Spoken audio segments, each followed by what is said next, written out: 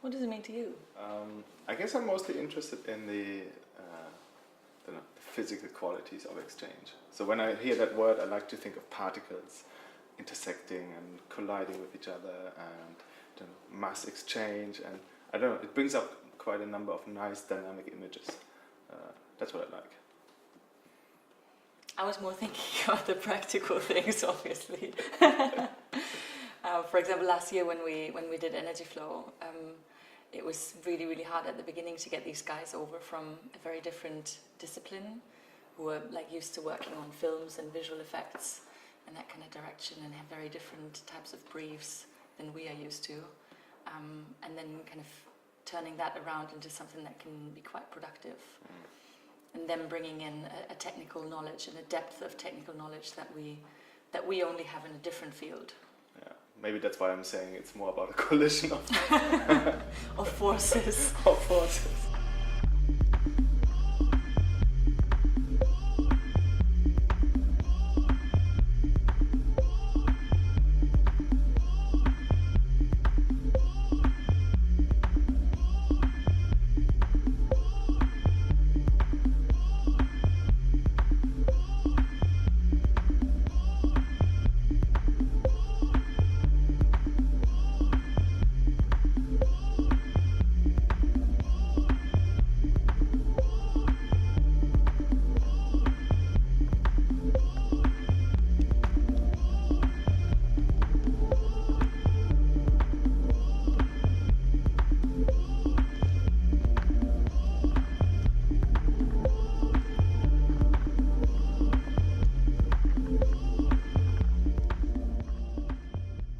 And it's about the surprises. I mean, one of my favorite bits of exchange has been with David Kamp, when we asked him to do this soundtrack, and we sent him all these electronic music references and clicks and cuts and glitches, and he came back with his school choir, and it was absolutely not what we wanted, but it was absolutely perfect and absolutely beautiful.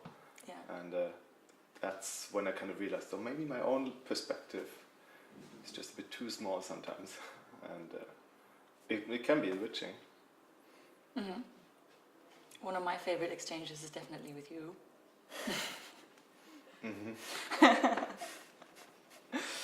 What does that mean?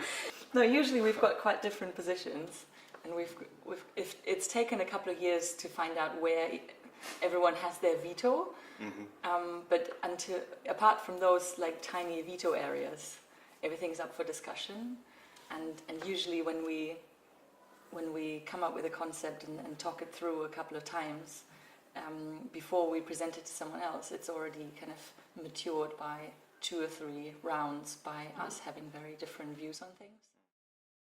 When you talk about, or when you hear that concept of exchange, often it's more seen in an idealized way, where I don't know, everyone's working together and it's so nice, but it's all fun and friendly. But I think it's often really good to be autonomous. You have to be autonomous first, and kind of be able to produce a certain discrete chunk of work, whatever you're good at. If it's sound, if it's concept, or if it's a bit of 3D, and only then you can actually enter into an exchange. Because you're bringing something to the table. And often these kind of collaborations are seen as, I might just join in and not be really dedicated. So I think that's what I want or what I look out for in people to do an exchange with, is that they also bring something to the table. Yeah, I think in artistic as well as in more commercial projects, those were actually the most successful collaborations that we've done. When somebody else got us involved, or we got somebody else involved who has who has experience in something very discrete and very particular. I suppose we always try to look at different fields. I mean, I desperately avoid looking at design or looking at the closer area of digital art. I mean, obviously you're aware of what your friends do, but I'd rather go and look at Gerhard Richter or at someone doing something completely else than, because I think the further away you go, kind of the more interesting the exchange is going to be. I mean, most of the things that we have done are in the end screen-based. but still quite a big variety.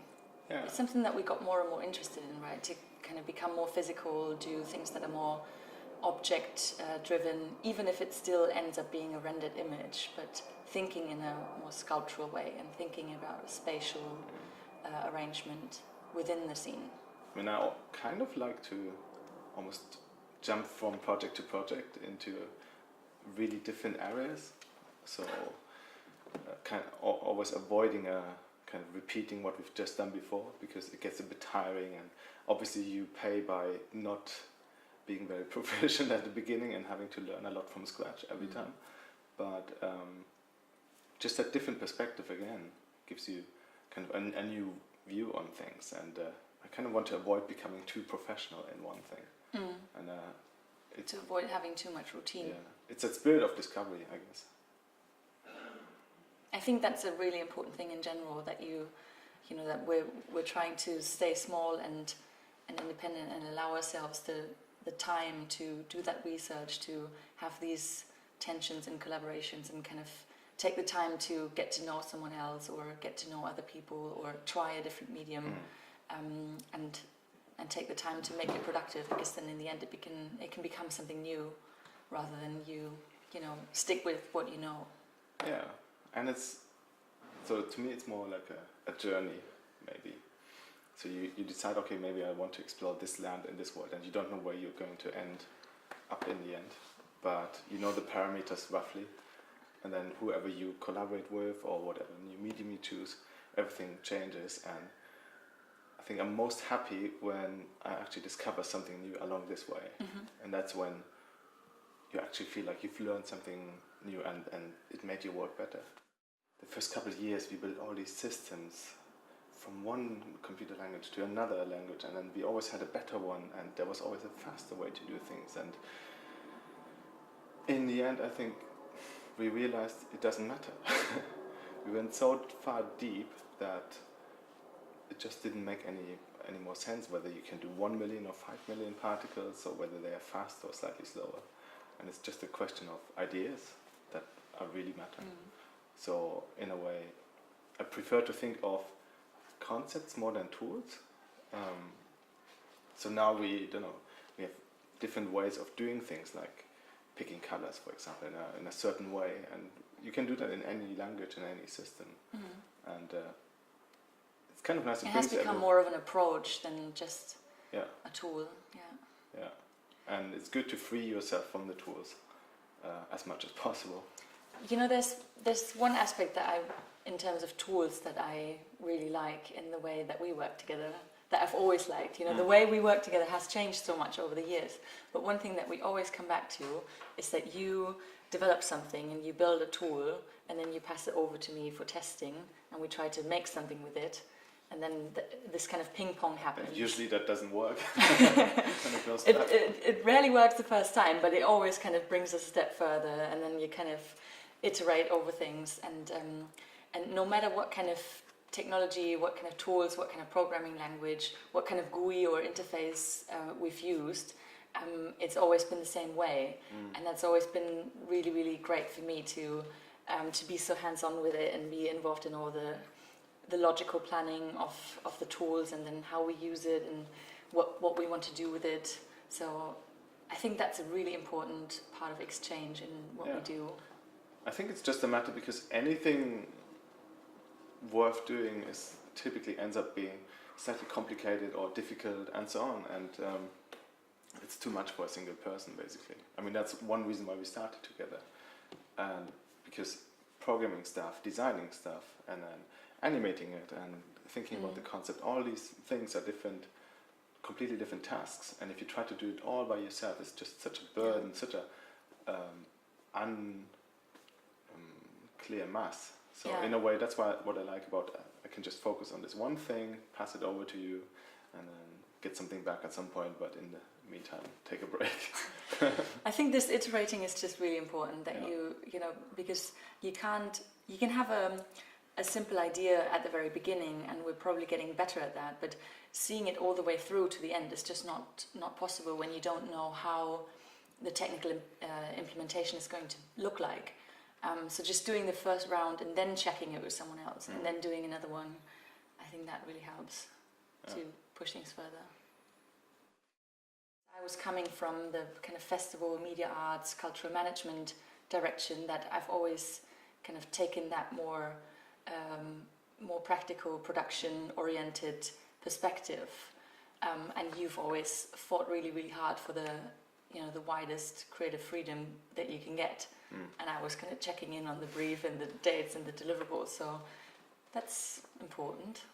I mean, it's easy to say, okay, now it's all fine and it works. But I think we also had lots of difficult times when at some point we kind of lost this distinction we had in the beginning, and we were both trying to do the same things and kind of doing everything at once in parallel, and that was just a huge mess. So at some point we both just got really crazy, and then we realized, okay, we had to let go, and each one of us kind of start trusting the other one more. And it's not, or maybe it's less a question of trust, it's more a question of being able to let go, even, and kind of just accepting whatever the other person has made as part of the process and not questioning it. But then there was a time where we completely split it up entirely, and then actually had to rediscover that you're quite good at managing as well, and I can sometimes help you with the creative quite okay. In a way, I'd rather think of partnership than collaboration. But at the same time, I think it's within this fuzzy term of collaboration that is also being like put on a stage very often and said like, oh yeah, collaboration is so essential. It definitely is, but within that, I think it's really important to acknowledge that there might be hierarchies, or that there might be different domains and ownership, like you said earlier. I think the current position might change. Is our commercial clients collaborate with us to allow us a maximum of freedom in our artistic journeys. So I think that's nice to see it like that, because we found that in design you often don't have enough time to dig into something, learn something new, and if you want to do good work, or what you perceive as good work, you need to do your own research, do your homework, find an inquiry that you're following, and you need someone to finance that. So we kind of have this balance of a big project here, finances a couple of months of studio time, and then that feeds back into the next project, and I think that's a nice balance. We had some great commercial partners though as well. People who saw a piece of research that we had done, or something that was just a little sketch, and then kind of saw the potential to pull something through to a bigger scale that actually works, as a branding piece on a big level or something similar. That's always been one of the biggest challenge with commission projects, that people are used to seeing storyboards and used to seeing style frames and knowing exactly what they're buying into. But then, finding people who allow this process to be a little more open has been quite a good experience. I quite like this really old school perspective on, art coming from the artisans, and someone who's just good at doing something, basically. And before it got glorified into, you have to be individualistic, have your own point of view, and it's more about expressing yourself and all that. And sometimes in our commercial work, I kind of feel like this guy on the ladder in a church who was painting the ceiling for some rich, powerful person.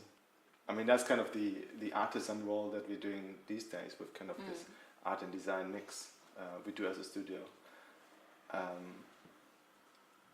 But obviously, knowing your craft kind of also helps in developing new concepts, because then you're free finally to think of whatever you want, and you can actually do things. I think it's not something that is particular to technology in the contemporary sense. It's more about tools in general. Your tools will always inform your aesthetics and how things look and how things come out. And that is the same. The same applies to photography. The same applies to painting, to sculpture, to anything. And it's just that it might be more interesting to observe these processes right now and today because the development is so much faster.